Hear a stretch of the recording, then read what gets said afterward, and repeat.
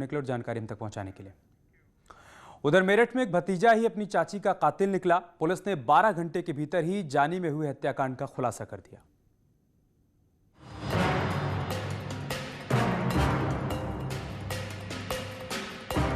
मेरठ के जानी में हुए महिला हत्याकांड का पुलिस ने महज 12 घंटे के अंदर ही खुलासा कर दिया है। पुलिस के मुताबिक महिला का भतीजा ही उसका कातिल निकला है। दरअसल चाची ने अपने भतीजे को एक बार थप्पड़ मार दिया था और उसी थप्पड़ मारने का बदला आरोपी ने अपनी चाची का कत्ल करके लिया। आरोपी भतीजा अपनी चाची से रंजिश मांगने लगा।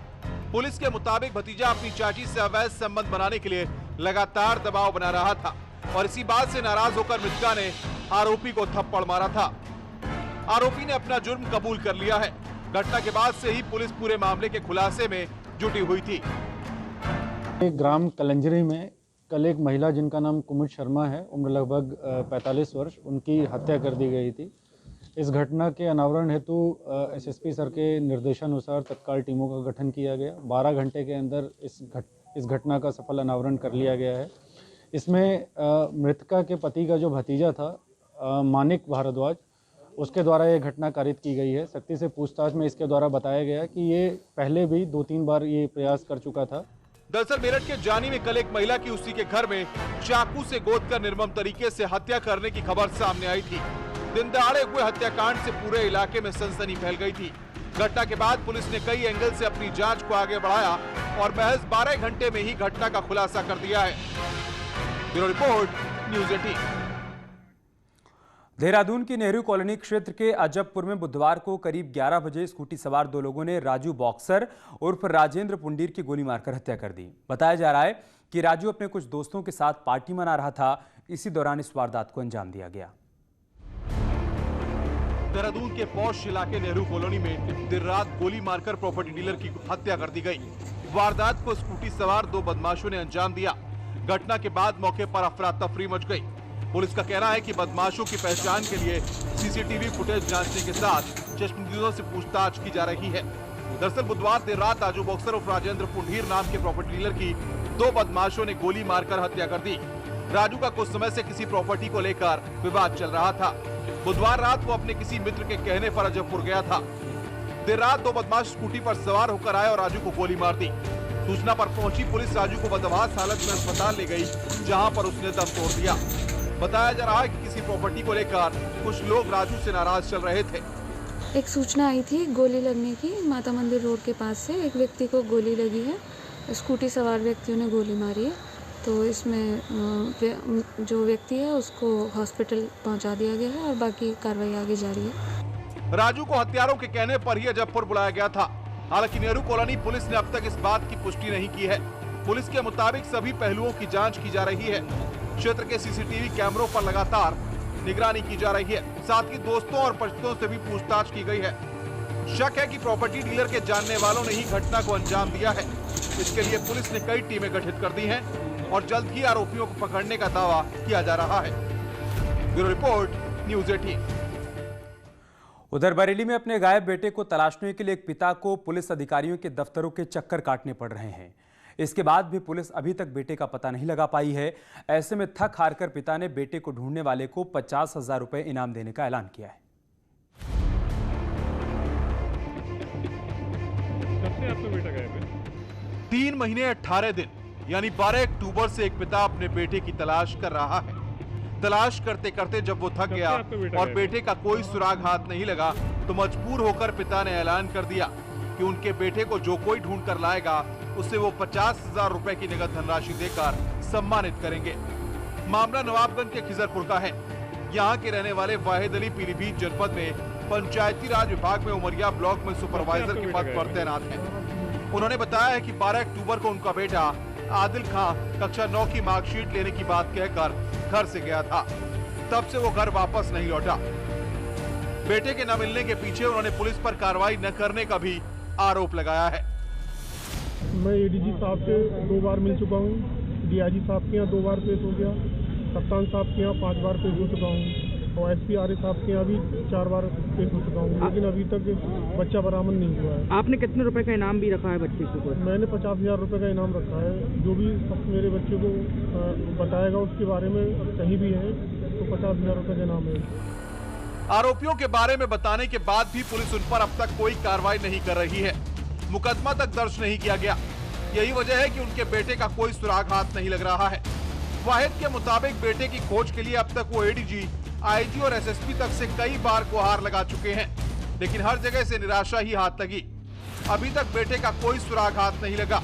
पुलिस ने आदिल के मोबाइल का सीडीआर निकलवाया, जिसमें जिला गाजियाबाद में फोन पर बात होना बताया गया। इसके बाद छात्र के अपहरण की बात सामने आई है। परिजनों का आरोप है कि कुछ लोगों ने उनके बेटे का अपहरण करके गाजियाबाद के मकान में बंधक बनाकर रखा था।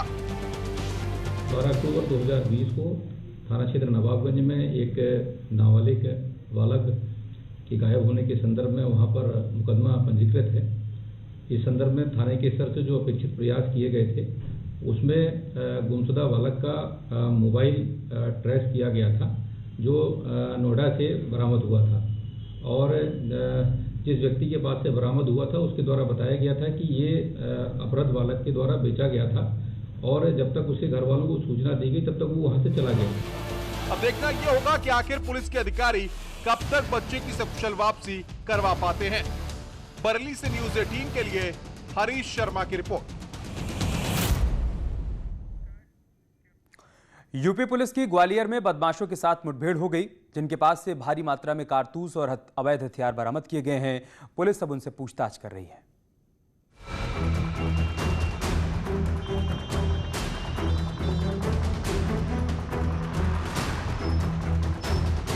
झांसी पुलिस की बदमाशों के साथ ग्वालियर में मुठभेड़ हुई है। दरअसल शहर के दाना ओली क्षेत्र में बदमाशों और पुलिस के बीच आज सुबह मुठभेड़ हुई। पुलिस ने बदमाशों को पकड़ने के लिए आंसू गैस का भी इस्तेमाल किया। मुठभेड़ के बाद पुलिस ने 4 बदमाशों को दबोच लिया है। बदमाशों के पास से भारी संख्या में अवैध हथियार और कारतूस बरामद किए गए हैं। मौके पर मौजूद लोगों के मुताबिक पुलिस और बदमाशों के बीच करीब 30 मिनट तक मुठभेड़ हुई। इस दौरान भारी संख्या में लोग जुटे रहे। साथ ही 3 थानों का पुलिस बल मौके पर लगाया गया था। जानकारी के बाद मौके पर पुलिस अधीक्षक अमित सांघी भी पहुंच गए। घटनाक्रम के मुताबिक झांसी की शिवपुरी थाना बाजार पुलिस ने यहां के मोस्ट वांटेड बदमाशों को दबोचने के लिए गुरुवार सुबह दाना ओली के बराकपुरा में आई। यहां पर पुलिस को सूचना थी कि विष्णु वाल्मीकि के घर में बदमाश छुपे हुए हैं। झांसी पुलिस ने जैसे ही विष्णु वाल्मीकि के घर पर छापा मारा तो एक बदमाश गेट पर ही पुलिस के हाथ लग गया। इसके बाद एक बदमाश को और दबोच लिया गया। मकान के अंदर 2 बदमाश रह गए। इन बदमाशों ने पुलिस के ऊपर फायर भी कर दिए। इसके बाद झांसी पुलिस और बदमाशों के बीच में मुठभेड़ शुरू हो गई। इस दौरान झांसी पुलिस ने स्थानीय पुलिस को सूचना दी। सूचना मिलते ही ग्वालियर के 3 थानों की पुलिस भी मौके पर पहुंच गई और बदमाश जिस घर में छुपे हुए थे उसे चारों ओर से घेर लिया गया। जब बदमाश घर से निकल नहीं रहे थे तो पुलिस ने घर में आंसू गैस का गोला फेंक दिया। इसके बाद भी वो घर से बाहर नहीं आए। इसके बाद एसपी ने बदमाशों को धमकी दी कि वे घर में बम फेंकने वाले हैं, जिससे घर के साथ वे भी उड़ जाएंगे। धमकी का असर हुआ और बदमाशों ने पुलिस के सामने सरेंडर कर दिया। पकड़े गए बदमाशों में सद्दाम, कालू और गोलू हैं। इनमें 3 झांसी के और एक शिवपुरी का रहने वाला है। पुलिस इन बदमाशों से अब पूछताछ कर रही है कि आखिर वो ग्वालियर में किस वजह से आए हुए थे। Bureau report, news 18। दरअसल यूपी पुलिस ने लूट के 2-3 अपराधियों को पकड़ने के लिए मध्य प्रदेश के ग्वालियर में अभियान चलाया और स्थानीय पुलिस की मदद से तीनों बदमाशों को धर दबोचा। तीनों बदमाश 20 दिन पहले झांसी में लूट के बाद से फरार थे। यूपी पुलिस की सूचना पर ग्वालियर पुलिस क्राइम ब्रांच ने बदमाशों को घेरा। खुद एसपी ग्वालियर अमित सांघी ने इस एनकाउंटर को लीड किया। पुलिस के मुताबिक गोलू शर्मा और सद्दाम नामक बदमाश ने बाहर आकर सरेंडर किया। कुछ देर बाद ही पुलिस ने आंसू गैस के 2 गोले छोड़े तो कालू नामक बदमाश ने भी सरेंडर कर दिया। बदमाशों ने एनकाउंटर के डर से सरेंडर कर दिया था। बदमाश कालू आजमगढ़ का रहने वाला बताया जा रहा है। बदमाशों के पास से हथियार भी बरामद किए गए हैं। और एक बड़ी खबर लखनऊ से है, जहां पर अजीत सिंह हत्याकांड मामले में अपडेट सामने आया है। शूटर गिरधारी की कोर्ट में पेशी नहीं हो पाई है। व्यस्तता के चलते दिल्ली पुलिस कोर्ट नहीं जा सकी है। 26 जनवरी की हिंसा में कई पुलिस वाले जख्मी थे। 5 फरवरी को प्रोडक्शन वारंट के लिए पेशी होनी है। और हमारे सहयोगी ऋषभ मणि इस वक्त हमारे साथ जुड़ चुके हैं। ऋषभ, क्या जानकारी है आपके पास? अभी देखिए सनसनीखेज हत्याकांड था पूर्व ब्लॉक प्रमुख अजीत सिंह का 6 जनवरी को हुआ था, जिसमें प्रमुख शूटर के रूप के तौर पे गिरधारी का नाम सामने आया था, जिसको दिल्ली पुलिस ने गिरफ्तार किया था।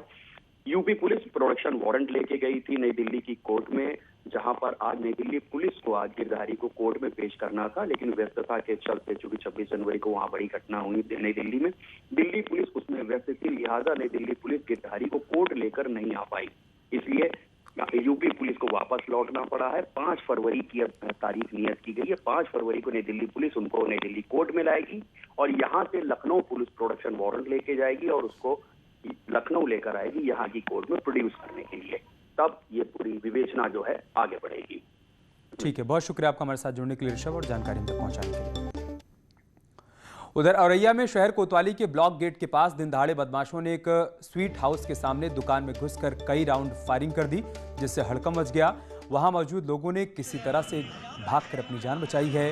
गोली स्वीट हाउस के काउंटर और टेबल पर लगी और कई गोलियां शटर में भी लगी हैं। प्रत्यक्षदर्शियों के मुताबिक 2 बाइक पर आए 6 बदमाशों ने ताबड़तोड़ फायरिंग की। पे स्टाफ था, हम लोग बाहर थे और 8 फायर किए, सब फायर वाले बच गए, दाएं हो गए, बच गए। कितने राउंड फायरिंग हुई है? 8 फायर हुए यार। तो पहचानते किसने किसने की है? पहचानते सबके नाम बताएंगे इनको। रानू पाड़े हैं और आंसू बस्ती, आंसू पाड़े है, आंसू बस्ती है। किस चीज को लेकर विवाद हुआ था, क्या बात? कोई बात नहीं, परसों ये लोग निकल रहे थे बैगनार से और हमारे जो पार्टनर हैं इनकी ये मोटरसाइकिल जा रहे थे, उन्होंने खिड़की खोली और खिड़की इनको लग गई। या रुक एक छोटे से ब्रेक के लिए, जल्द लौटेंगे कुछ और खबरों के साथ। और एक बड़ी खबर शाहजहांपुर से, जहां पर पुलिस ने एक अंतर्राज्यीय गैंग का खुलासा किया है। पुलिस ने मुठभेड़ में शातिर चोर को गिरफ्तार कर लिया। ये लोग मोबाइल टावर को अपना निशाना बनाया करते थे। दूसरे जिलों में जाकर ये लोग टावर से महंगे उपकरण चोरी किया करते थे। पुलिस ने इनके पास से अवैध तमंचा और कारतूस भी बरामद किए हैं।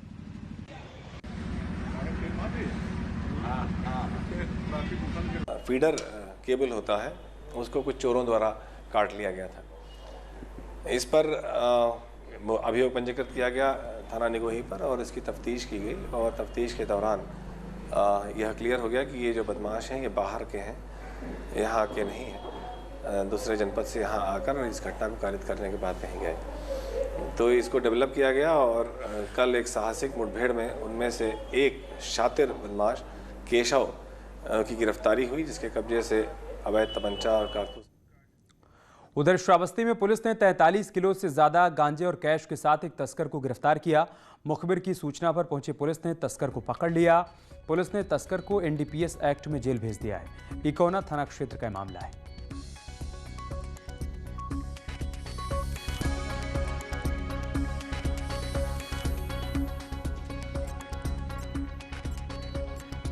तो श्रावस्ती की तस्वीरें हम आपको दिखा रहे हैं, जहां पर पुलिस ने 43 किलो गांजे के साथ इन सभी को गिरफ्तार किया है और अब इनके खिलाफ एनडीपीएस एक्ट के तहत कार्रवाई की जा रही है। और एक खबर बहराइच से है, जहां पर एक महिला से कार बेचने के नाम पर ठगों ने 75,000 रुपए की ऑनलाइन ठगी की है। ठगों ने कार बेचने के नाम पर अपने खाते में महिला से 75,000 रुपए का ट्रांजैक्शन करवा लिया। मामला खैरीघाट के नरोत्तमपुर गाँव का बताया जा रहा है, जहाँ पर रहने वाली महिला का ये आरोप है। महिला ने सोशल मीडिया मार्केट के जरिए एक कार पसंद की। महिला की फ़ोन पर कार बेचने वाले से बात हुई। कार मालिक ने कहा कि पैसा आप खाते में भेज दीजिए, मैं डिलीवरी करवा देता हूं। सीधी महिला ने पैसा कार मालिक के खाते में भेज दिया, लेकिन कार जब नहीं पहुंची तब महिला ने फ़ोन किया तो कार मालिक ने रसूख बताकर फ़ोन काट दिया। अब महिला ने एसपी बहराइच को प्रार्थना पत्र देकर न्याय की गुहार लगाई है। फेसबुक प्लस पर मैं गाड़ी देख रही थी तो उसमें पसंद आई तो बात की, तो कहे कि बेच रहे हैं गाड़ी, कहे हाँ हम बेच रहे हैं। फिर फ़ोन पे ही बात हुई, पूछे कैसे मिलेगी गाड़ी, तो उन्होंने कहा कि 5100 डिलीवरी चार्ज देना पड़ेगा। तो जब पता दिए मुझे तो मैं उसी पते पे 5100 रुपये डाल दिए। फिर वो बोले कि अब आपको गाड़ी डिलीवरी हो जाएगी। कुछ दिन थोड़ी देर के बाद वो फ़ोन किए कि 75,000 रुपये दे दो। मैं 75,000 रुपये भी डाल दिए। फिर अब इंतज़ार कर रही हूँ, गाड़ी अभी तक आई। और बहराइच से हमारे सहयोगी अखिलेश इस वक्त फोन लाइन पर हमारे साथ जुड़ चुके हैं। अखिलेश, क्या जानकारी इस खबर के बारे में? अभी भाभी जी बता दूं, ये सोशल मीडिया पे एक ऑनलाइन ठगी का मामला है, जिसमें एक महिला ने जो है खैरीघाट की थाना की रहने वाली है, उसने फेसबुक के माध्यम से एक कार देखी, एक मार्केटिंग के द्वारा जो है उसने कार जो है उसके मालिक को फोन किया। उस मालिक ने कहा कि आप ऑनलाइन ट्रांजैक्शन कर दो, खाते में पैसा डाल दो, मैं कार की डिलीवरी करा देता हूँ। महिला ने खाते में ट्रांजैक्शन करा दिया 75,000 रुपए का। उसके बाद डिलीवरी नहीं हुई। उसके बाद उसने फोन किया उस कार मालिक को, कार मालिक से गाली गलौज हुई और उसने ऊंची रसूख बताकर फोन काट दिया। जब कार डिलीवरी नहीं एक हफ्ते तक नहीं हुई, उसके बाद महिला ने समझा कि ठगी हुई है मेरे साथ। उसने एसपी बहराइच को लिखित शिकायत पत्र दिया है और एफआईआर दर्ज करने की मांग की। हालांकि अभी किसी तरह की कार्रवाई पुलिस ने अभी नहीं की है, लेकिन ये लगातार पुलिस जागरूक कर रही है, उसके बाद भी ठगी का शिकार महिला हुई है। और ठीक है, बहुत शुक्रिया आपका हमारे साथ जुड़ने के लिए और जानकारी हम तक पहुंचाने के लिए। कोविड-19 महामारी ने एक दूसरे पर निर्भरता की भावना को मजबूत किया है। इसी की बदौलत पूरा देश एकजुट होकर इस आपदा का मुकाबला कर रहा है। अब वैक्सीनेशन के ऐलान के बाद जरूरत है कि हम सब अपना सबसे बेहतर योगदान दें ताकि हम एक साथ इस वायरस को हराने की तरफ कदम बढ़ा सकें। नेटवर्क 18 इस मुहिम में हर कदम पर आपके साथ है।